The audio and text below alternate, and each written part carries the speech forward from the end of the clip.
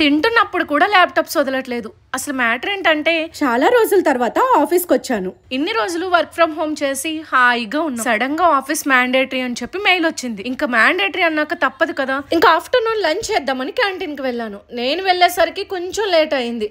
ఈ లోపే ఐటమ్స్ అన్ని అయిపోయాయి. అక్కడ ఉన్నది ఓన్లీ వెజ్ మీల్స్. కొన్ని అవైనా తీసుకుందామంటే అందులో కూడా కర్రీస్ అయిపోయాయంట. నాకు ఇక్కడ ఫుడ్ తింటే హాస్టల్ ఫుడ్ గుర్తొస్తుంది. ఓన్లీ కర్రీస్ చేంజ్ అవుతాయి అంతే, మెనూ అంతా సేమ్. ఇంకా పక్కనే పరోటా ఉంటే వెళ్ళాను. పరోటా విత్ ఎగ్ బుజ్జి ఉందన్నారు. ఈ పేరు కొత్తగా విన్నాను. ఏదో కొత్త ఐటమ్ అనుకుని ఎక్స్పెక్ట్ చేసా. అలా అని చెప్పి ఆమ్లెట్ వేస్తున్నారు.